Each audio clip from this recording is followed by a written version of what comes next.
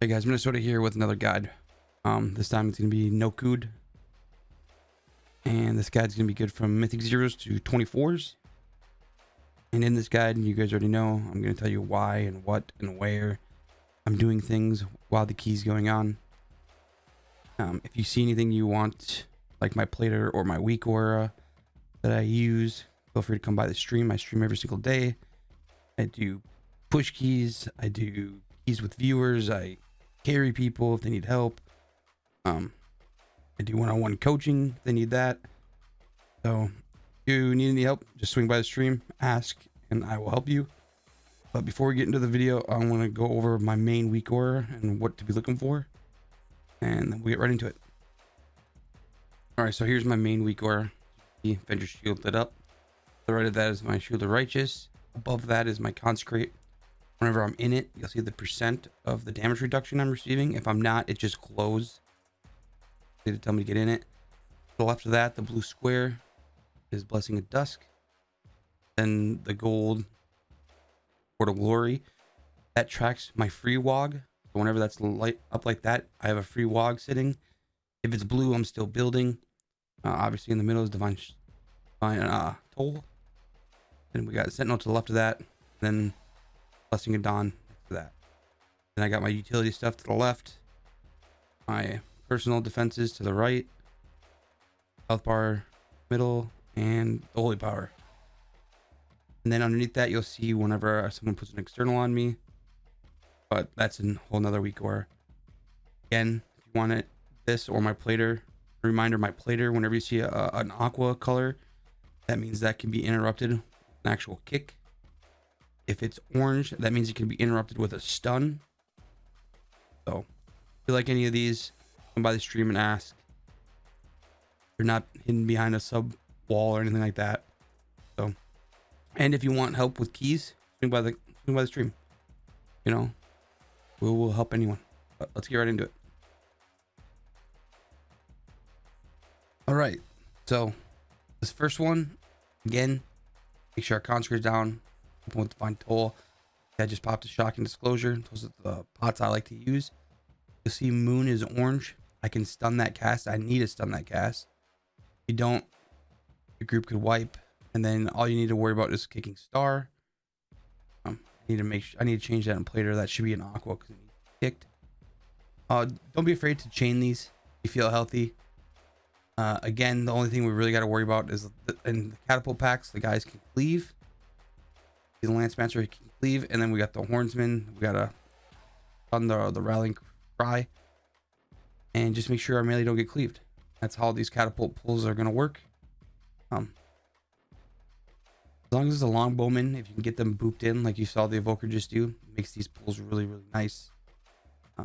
Ring of Peace helps to get them in. Typhoon. If not, hopefully your range just kill them. Just always try to move to at least one of them with this guy, just to kill all the mobs pretty quick, evenly. But once the longbowmen die, I always just chain. So those two are gonna die. Pull in. Don't be afraid to use your defenses. Ardent Defender should be used all the time because it comes back quick. I did get the Hodge off on that. Great. So we chained it. So we got to make sure there's gonna be two mobs in here that can cast. We should have killed Star already by now, but it didn't. If I notice there's two mobs that need to be interrupted, you'll see me sit on my Shield of Righteous, or not my Shield of Righteous, my Avenger Shield, just to guarantee that kick.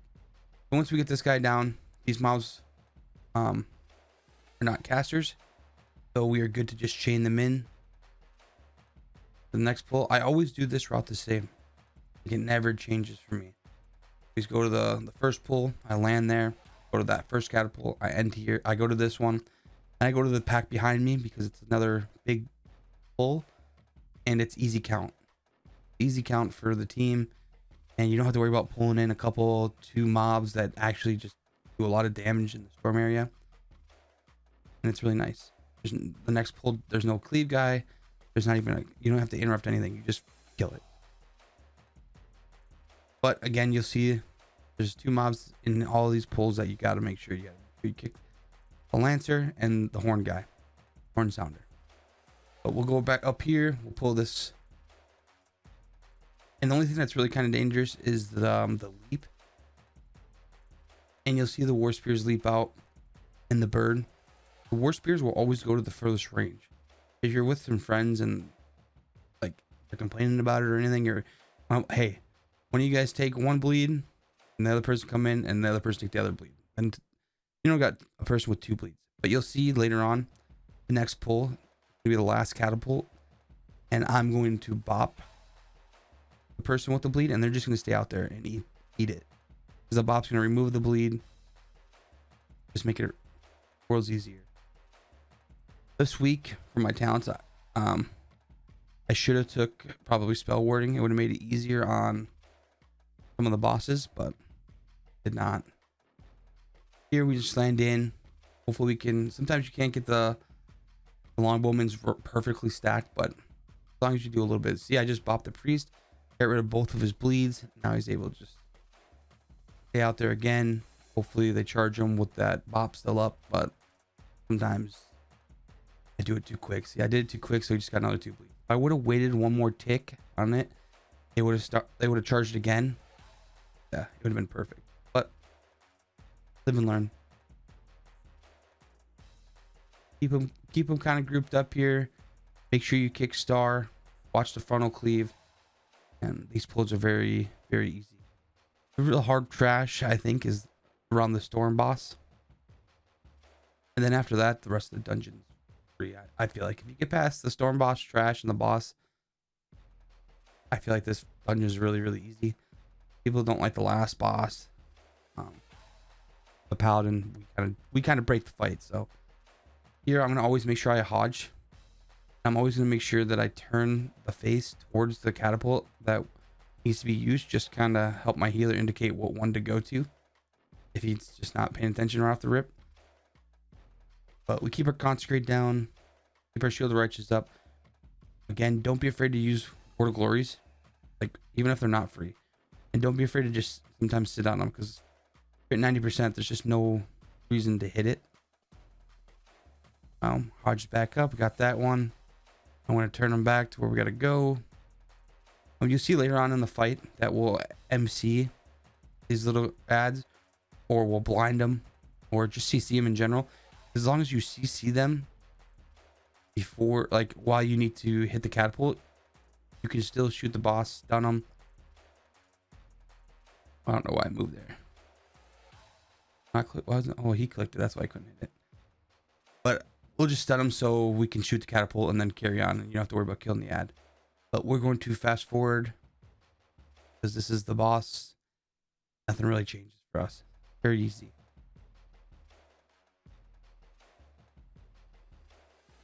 Again, too, while this is fast forwarding, I stream every single day. I aim to like be on by noon, but I'm pretty horrible at that at Central Time. But I am on at least every day for 5-6 hours, and we're doing viewer keys. We're boosting people if they need it. We're just helping anyone in chat that needs help. And if we have plenty of people that can do these keys that just want a group that no one will bail if it goes bad, and we're that group. But here, I always try to make sure that I have lust going into this boss, especially on Tyrannical. But depending on cooldown lineup, if we have cooldowns, I'll go to the waterfall first. If not, I come here. And the main thing we want to watch out for is kick and start and these arc blades. You saw me just range their ability.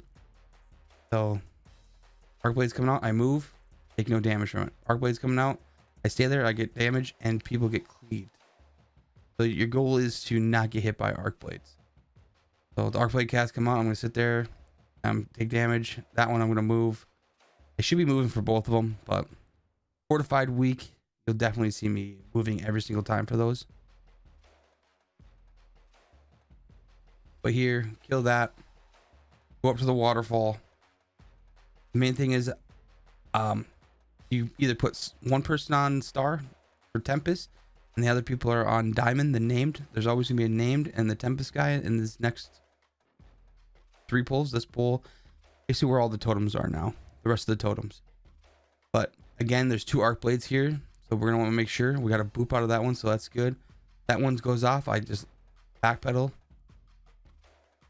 Um, just the arc blade. The arc blades, believe it or not, will just end up wiping you on some of these pools if you just don't move. So I'm gonna move. I didn't move fast enough, but there's a lot of mobs in these keys that you can just range their abilities. Like if they do a cast and they don't move when they like, a good chance is, sorry, you can just range it. Again, we got a Tempest guy here. He's Aqua. Then we got the named guy that we got to kick. Is Triangle. A lot of times I'll do a set focus to Star, and then I'll sit on Triangle, especially in a pug, so I can throw my shields at Triangle. And when Star comes off, I don't even have to target it. I just hit kick, and it will kick my focus target, which is great. Again, don't be afraid to pick up these balls. Their damage increase. But we got to Consecrate down. We got to Shield the Righteous up. I'm not using my I tier as much on these trash pulls just because they're not fortified. So I'm not super in danger. I could probably drop the talent and get something else, but I do like it on bosses. It comes in, and fortified, I'll be using it all the time. I should be using it all the time. So if you take it, use it all the time. Don't be afraid to use Ardent Defender when it's up. Like I see mine up right now. It should have been hitting it, especially being that low. But we're gonna make sure we interrupt the Thunder Beast. Hopefully we got some purges in our group to get rid of Moon and Star. But if not, this is a pull you're probably gonna need to have some defensives.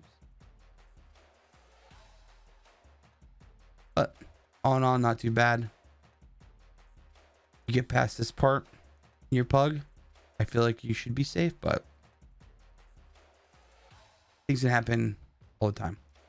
But we're gonna fast forward to get right to the boss. And this last one, same thing. There's gonna be an arc blade in this pack. You can range it. Make sure we don't let Tempest go off, and we interrupt the name guy as well. As you can see, I just took the arc blade right there. But here I like to build up my stacks and come in with Blessing of Dusk on, which you see right there, just to have the extra damage reduction and Shield the Righteous up. So I'm pretty tanky going into this pull. This one too, don't be afraid to clear early. Like these balls are coming out in rings, just clear early so people don't try to clear when the rings are out and kill each other. Just clear early. And if anyone says anything to you, ignore it. Just ignore it. But again here, I'm going to sit on a lot of wogs, and I'm going to wog other people, especially this week with Grievous. Like you could just make your healer's job so much easier. Throw out sacks on people, wogs.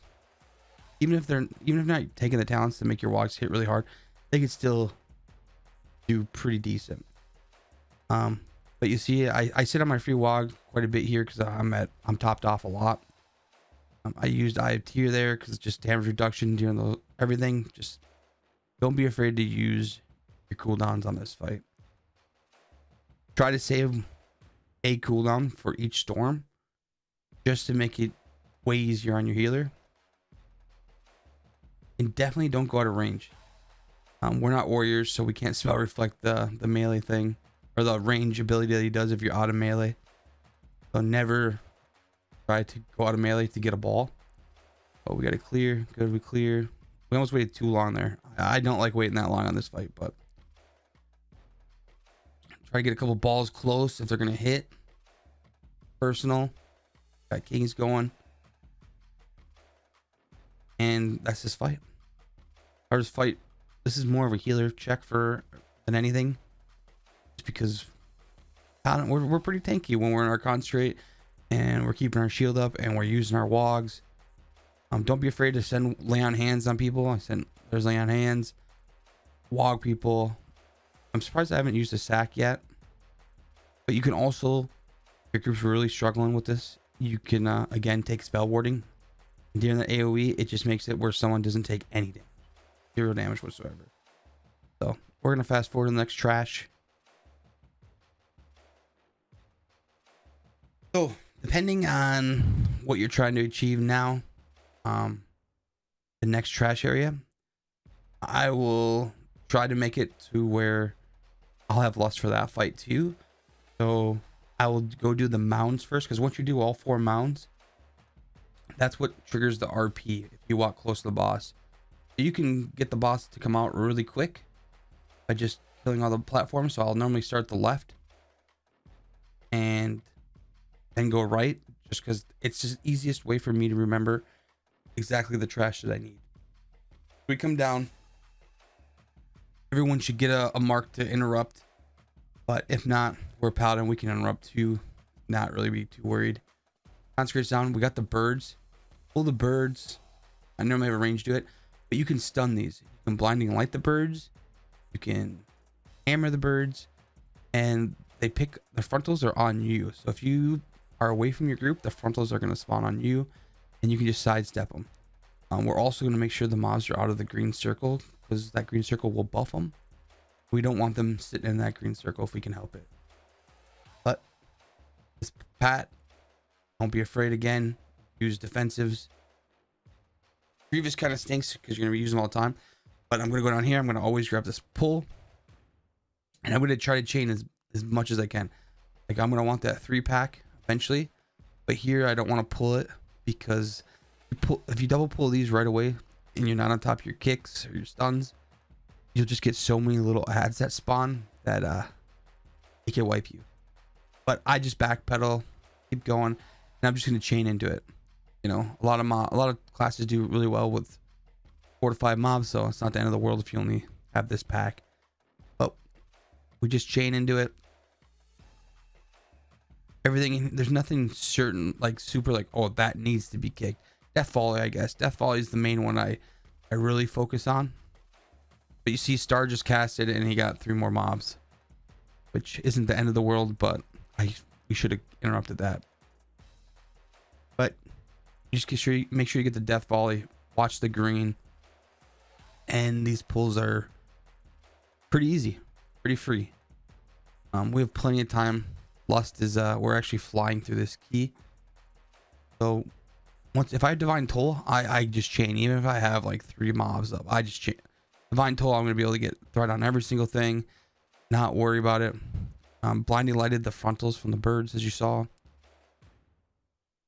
And we just consecrate and backpedal. We don't want to leave that consecrate. When you leave that consecrate, you just get folded. So consecrate, shield the righteous, defensives, and use your wog. You know, the lower you are with your wogs, the more it's going to heal for. But also, if you see your shield of righteous is full and you already got another 3 holy power and you're sitting at 50%, just send it. Even without a free proc, it's not the end of the world, and it will help your healer, and your healer will love you. So we just go to the next mound. Like I said, this route is very simple.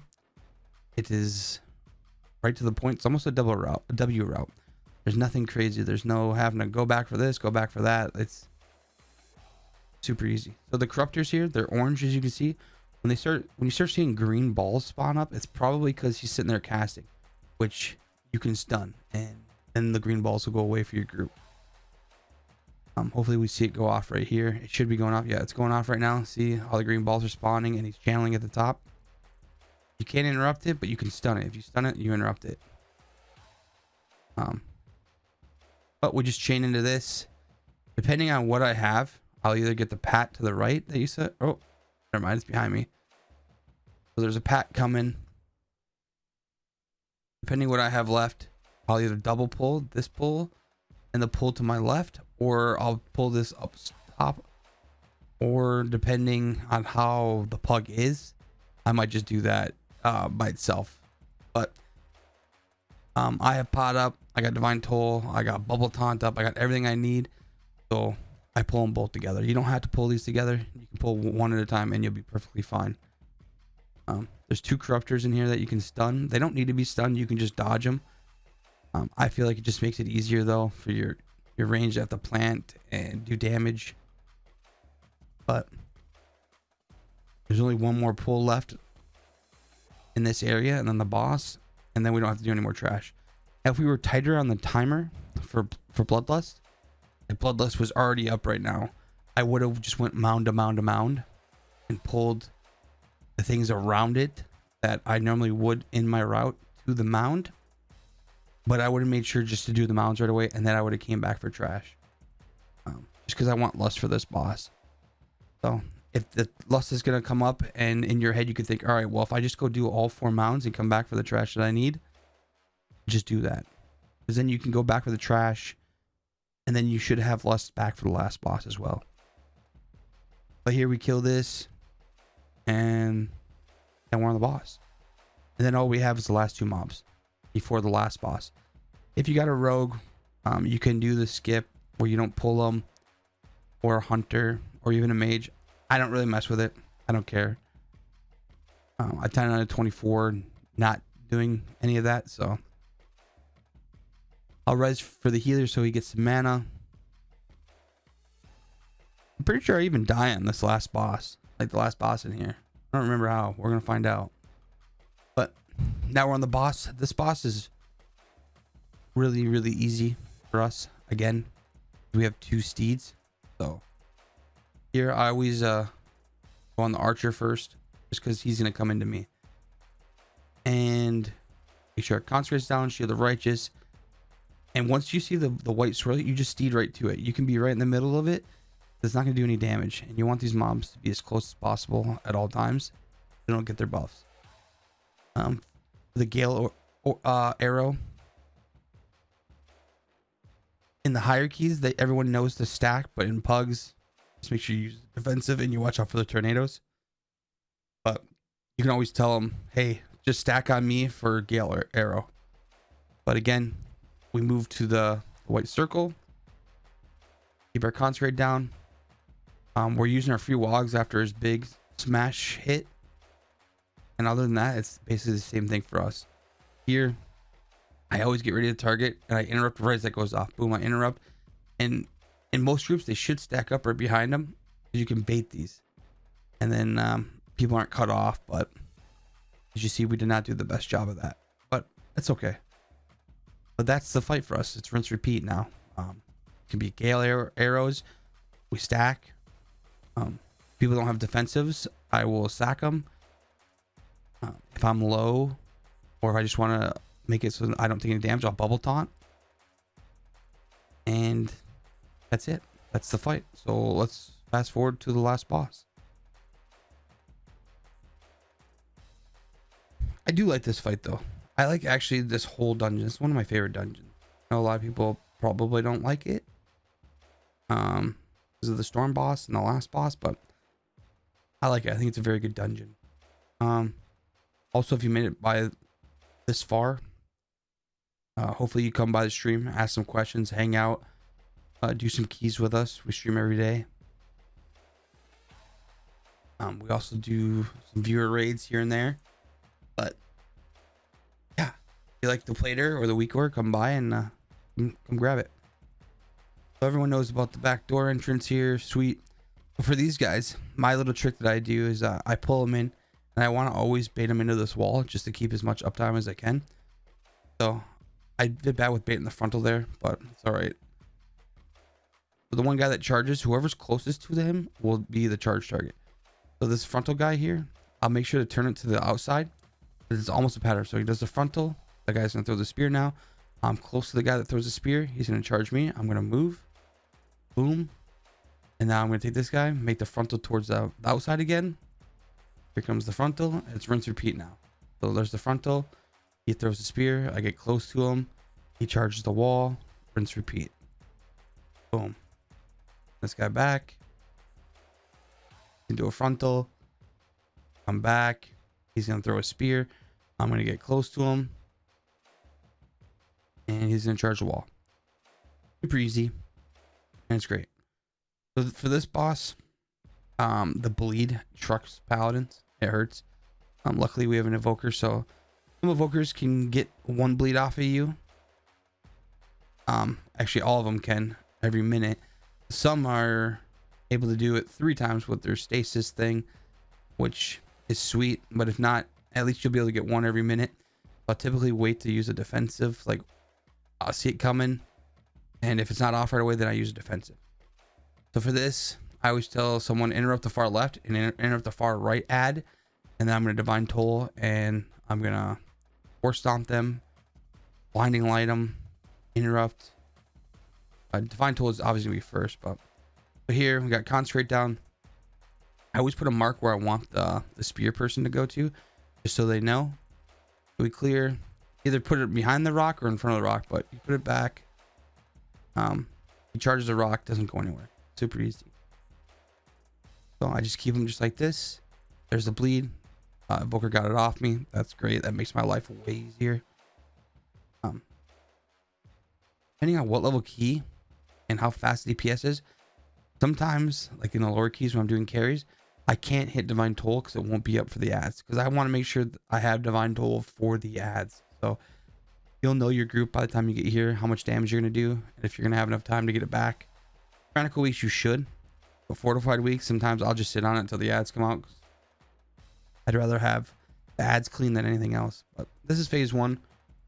The only thing we really have is that debuff right there that's on, and we just make sure our defenses are up, and we help. I throw wogs out a lot during the bleed, especially with Grievous. Like, I'm just trying to keep my stacks up.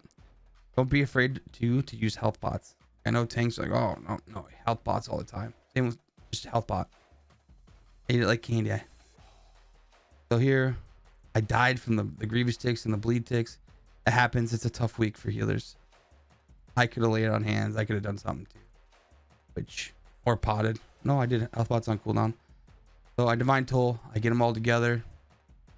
Our Demon Hunter should have stunned by now. Oh, he did. Perfect. And then I just throw shields out, and I just target different ones.